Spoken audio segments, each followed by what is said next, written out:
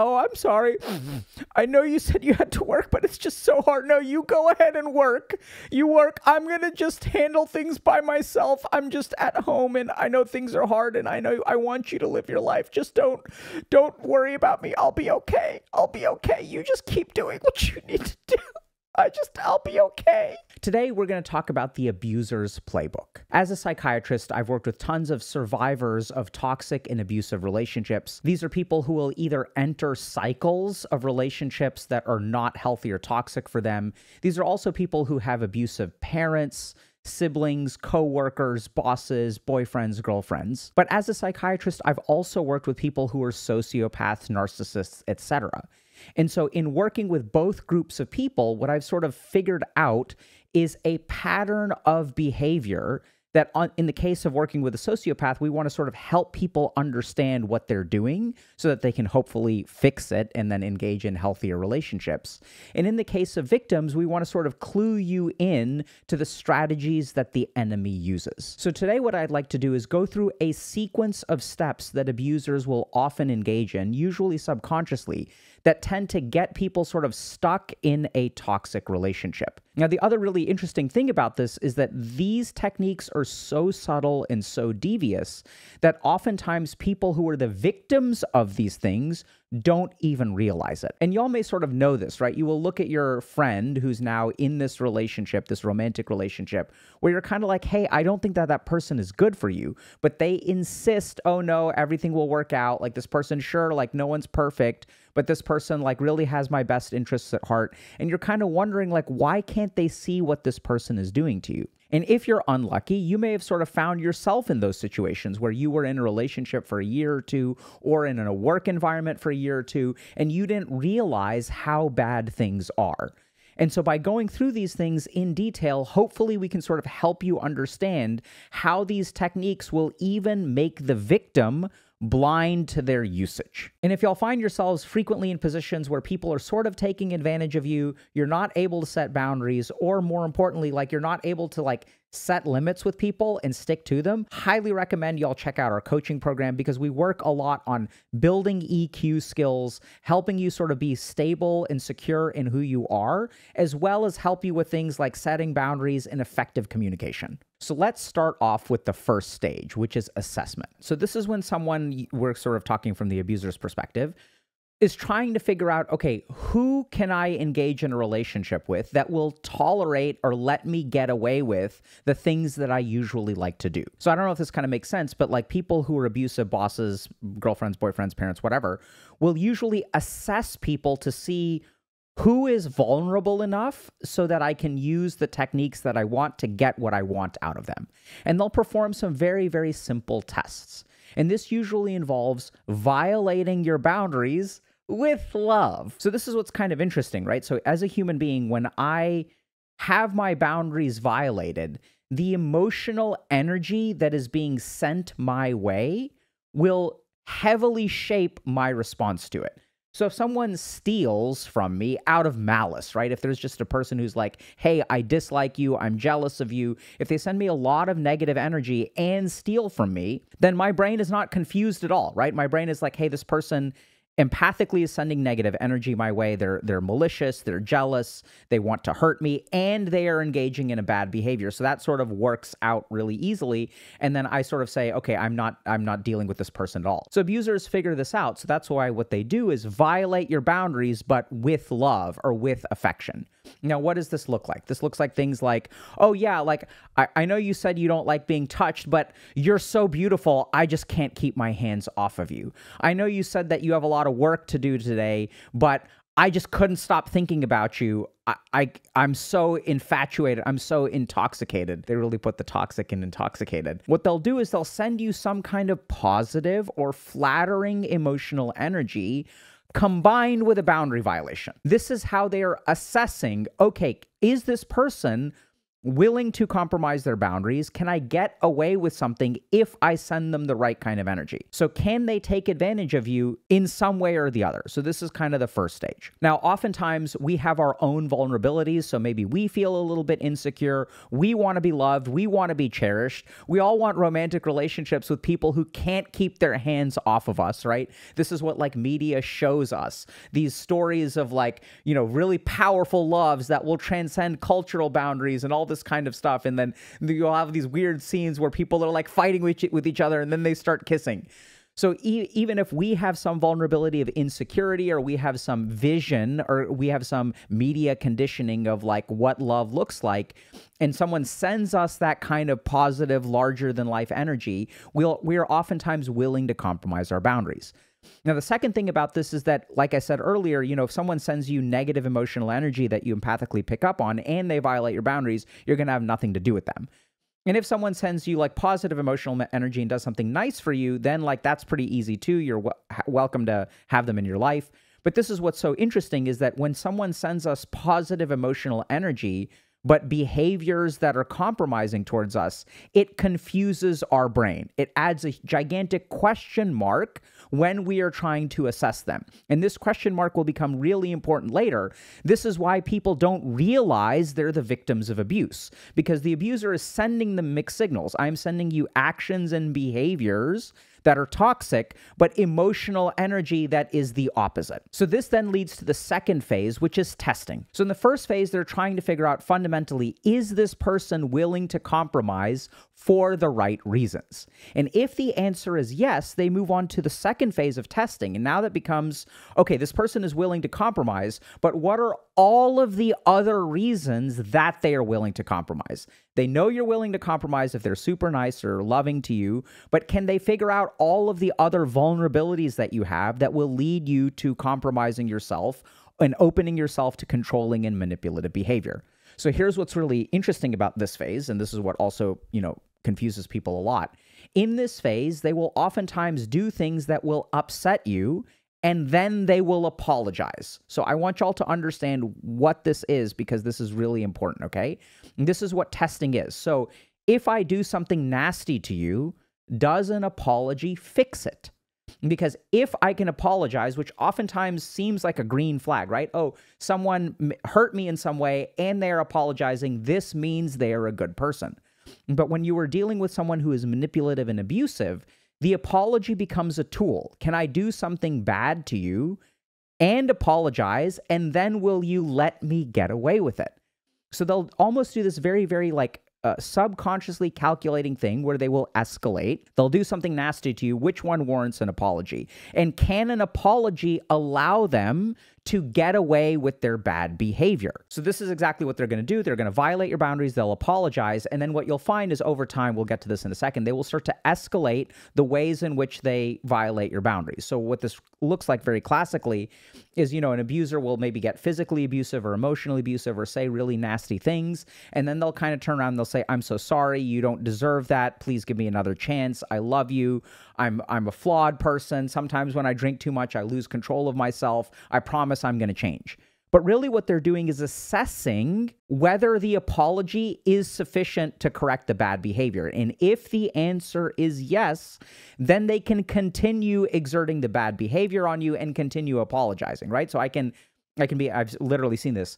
I can beat you today, apologize, and get you flowers tomorrow, and then a month from now, and I swear I'm going to change. A couple weeks, I'm on my best behavior. I'm loving. I'm so intoxicated. Thank you for giving me a second chance. And then a month or two down the road, I'm going to engage in the behavior again. So that's one form of testing. The other thing that they'll do is see what other kinds of emotions get you to compromise your boundaries. So if I say, hey, I really want to hang out this weekend, and this is where things get really subtle, okay? I really want to hang out. I really want to see, and you say, oh, I have to work. It's not always, remember, this is manipulation. It's not always like overt or violent, right? So then they can say, oh, I'm suicidal. I'm having a really tough time. Oh, I'm sorry. I know you said you had to work, but it's just so hard. No, you go ahead and work. You work. I'm going to just handle things by myself. I'm just at home and I know things are hard and I know I want you to live your life. Just don't worry about me. I'll be okay. I'll be okay. You just keep doing what you need to do. I'll be okay. They'll use sadness to cause you to compromise your boundaries. Or they'll use things like anger, where they'll be like, oh, like, I can't believe that, like, you're always prioritizing work over me. They'll use anger, they'll use guilt. And here's the key way that you know whether this is manipulation or a part of a normal relationship, which is it's almost like they're testing your defenses. So if sadness doesn't work, then they will get angry. If anger doesn't work, then they will be apologetic. If apologizing doesn't work, then they will guilt trip you. So what you'll feel is a plethora of emotions. They won't just use one emotional technique. And if you are in a relationship where you see a lot of mercurial emotional responses, they get passive aggressive, and then they get aggressive, and then they feel guilty, and then they make you feel guilty, then they're apologetic, then they get you flowers. And this is what the testing phase looks like, right? Because they're trying to see, okay, what can I get away with? The key thing here is that through this testing, they will make you feel incredibly confused. You're always sort of responding to their emotions. And this is where the emotional manipulation really sets in, because you can't be emotionally manipulated if you are emotionally stable, right? So if I feel confident in myself, I'm not vulnerable to emotional manipulation. Even if I feel incredibly sad. So when I work with depressed patients, I would love to change their emotions, but when their emotions are stable in some way, it becomes really hard to shape someone else's behavior. When someone is pissed off every day, it's really hard to get them to change their mind, right? So what abusers will do is they'll actually try to create a question mark inside you. You don't know what's right. You don't know what's wrong. One day you're feeling this way, the next day you're feeling this way. And once your insides are really confused, now you've really made yourself fertile ground for emotional manipulation. Because when you don't know what you feel, they can start engaging in behaviors to create emotions within you. So now at the beginning, I'm just, oh, I love you so much. Right? That's why I'm touching you. I can't keep my hands off of you. And now it's like, I don't know, like you used to be okay with it, but now we're not touching the way that we used to. And what did I do wrong? And now I'm so sad and you're slipping away, right? So like they start to change their different tactics, or they get angry. What did I do wrong? I can't believe you're like this. All of my exes have been like this, where like you promise me one thing and then you don't deliver. Like, you kind of get what I'm saying? Oh, maybe y'all are getting triggered a little bit. Hopefully not. So now you're confused. And the moment that you become confused, they can start sending emotional energy in a particular way. They can make you feel guilty. They can make you feel sad. They can make you feel angry, right? So now you feel emotionally confused. They feel emotionally confused. They're angry. They're sad. They're guilty.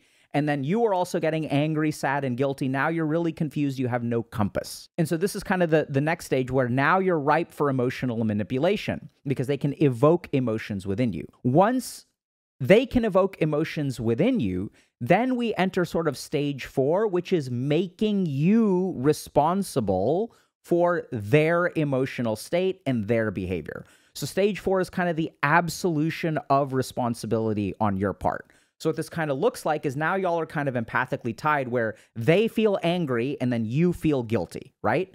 They feel sad and then you feel guilty. You feel like, oh, I'm doing something wrong. Or they are very withdrawing. They start to be passive aggressive. They're super, super hot, super cold. And then you start to feel clingy. You start to wonder, what am I doing wrong? Now, this is when the abuse really sets in and the toxicity sets in, because now you feel responsible for their emotions. Now, like, whether they are angry or not depends on how you are behaving. Whether they feel loved or not depends on how you are behaving. And I know we have this vision of an abusive person as usually like this strong, masculine, physically abusive, like emotionally, like angry person who's very controlling and manipulative. But I've absolutely seen other versions of this, of people who are like mentally ill and incredibly manipulative. Their sadness, their tendency to cut, their suicidality, all depends on how you treat them. So this is the key part, is stage 4 is when you start to feel responsible and in control of their emotional state. And this is why it's so hard to understand sometimes when you're in a toxic relationship, because you're the one who feels in control. You feel like, okay, if I'm loving enough, if I'm caring enough, if I respond to all of their texts, if I drop everything that I'm doing, then I can protect them from their sadness, from the evil inside them, from their suicidality. And on the flip side, we see other more traditional examples of, if I have the dinner ready right on time, and if I keep the house clean, these are more traditional heteronormative examples, right? Then my husband won't hit me. It's my fault. And there's a hilarious and terrifying episode of South Park where, they sort of parody this, and there's a character who kind of says, I don't understand why you make me hit you. So this is a key part where now the responsibility is on your side. They are absolved of all the responsibility, and this is why people stay in the situation, because you don't actually feel powerless. What you actually feel is like, if I do things right, I can fix the situation, right? So if you compromise your boundaries, if you give them what they want, then you can actually control this very temperamental, mercurial person. Before you realize it, your brain is making calculations to keep them stable. There's a great book about living with someone with borderline personality disorder called Walking on Eggshells, and that's what it feels like. It feels like you're walking on eggshells. You have to be really quiet, and if you do the wrong thing or you say the wrong thing, they will explode.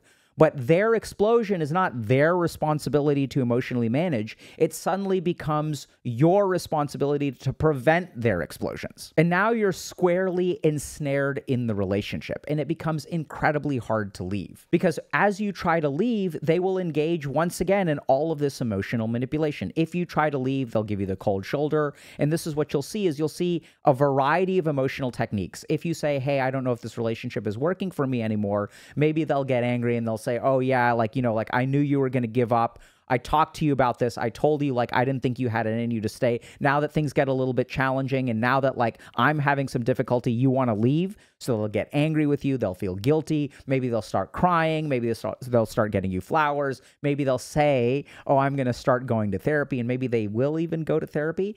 Right, so you'll see a variety of different techniques to kind of keep you there. And the last thing that makes these relationships so hard to get out of is that they're actually not all bad. In fact, oftentimes what I see with toxic and abusive relationships is that the person that you are with is perfect 50% of the time, and they're terrible 50% of the time.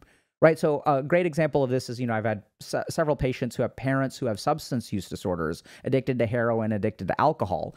And it's so hard for a child to give up on their parent who has a drug problem. And why is that? It's because when they're sober, the parent is guilty, the parent is available, the parent wants to make up for lost time. So they really have this genuine ability to try to really make this child's life really good, right? The parent is like, I'm so sorry, you don't deserve this. Let's do your favorite thing today. We're going to do all of your favorite things. Mommy or daddy is going to work really hard to be a better human being.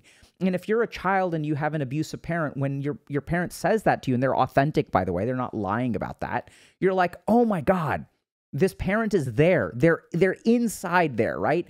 The perfect parent that I want, this person that I want to love me, right? This person who is available and pays attention and we have a good time. This is genuinely a good parent. There's a perfect parent in there. The problem is that that parent isn't around all the time. And now the problem is that when they start drinking, they become someone else. But it's really hard for me to give up on them because I know that there's a potential. I've lived with that parent before. I know that this person has the possibility to change, right? I've seen them be really good. And this is where it's almost like not hilarious, but it's terrible how manipulators have sort of figured out these random reinforcement schedules, which is why we gamble, right? So we would rather play a game of poker where we have a chance of earning $40 and a chance of making no money, as opposed to working a job where we get paid $10 an hour. So the human brain, anytime it has the possibility of something going well and the possibility of something going poorly, we actually are more likely to engage in that behavior. So the manipulators will actually take advantage of some of these gambling dynamics, these loot box mechanics of like, which person am I going to be today? Am I going to be the perfect boyfriend, the perfect girlfriend, or am I going to be a toxic boyfriend, toxic girlfriend? And on the receiving end, what you'll sort of find is if you are dating someone, or if you're in a relation, it doesn't have to be dating, where they are awesome part of the time and terrible the other half of the time, and you're finding yourself wondering, what can I do to bring out the best in this person, you may be in a toxic relationship. And so in this phase where you're starting to pull away, this is where you have to be really careful, because as you pull away, they will try a variety of tactics to ensnare you back in. And it doesn't just have to be emotional manipulation. They can also do things like reach out to your friends and family, reach out to your coworkers, reach out to your boss, reach out to your significant other, reach out to your best friends. They will try to recruit whoever they can to keep you in the relationship. Now, here's what's really important. If you start to pull away from the relationship and then they get you to cave, I want y'all to think about what's going on at a meta level. Now you've given them another tool for manipulation. Now you've given them another way that, okay, if I go too far, if I overstep, now I can use these techniques to keep this person in my control. The last thing that I want to comment on is that, when I'm talking about all of this like manipulation, abuse, and toxicity, in my overwhelming experience as a psychiatrist, very few of these people are evil. So I know it sounds kind of weird because we want to equip you with this playbook. And at the same time, I don't necessarily demonize these people, because oftentimes the reason that they relate to you in this way is because this is how they were taught to socialize. So if you're talking about, one of the highest risk factors to be an abusive parent is a history of abuse in your own life. If we look at the language that we use, if we look at the vernacular that we use, if we look at the way we dress and what we're interested in, a lot of that is socially constructed. Do you shake hands when you meet someone? Do you say please and thank you? Do you hug people when you meet them? Do you do a namaste when you meet them? Do you like awkwardly look away because you weren't taught how to make eye contact with people? So oftentimes what I find is that even these people who are narcissistic or sociopathic, which is very rare, like sociopathy is like 1% of the population, right? So sometimes like 1 out of 100 of them is like really evil. But most of the time, their own internal emotional environment is all messed up. They don't know how to self-regulate. They don't know how to build their self-esteem. So they rely on you to provide them with comfort and reassurance and all this kind of stuff. So I don't think they're evil. And I think it's important to try to have compassion for that. And at the same time, we want to equip you with the skills so that y'all don't fall for their BS. Hey y'all, hope you enjoyed today's video. We talk about a bunch of topics like this on the channel, so be sure to subscribe for more. If you're already subscribed, GG, and we'll see you in chat.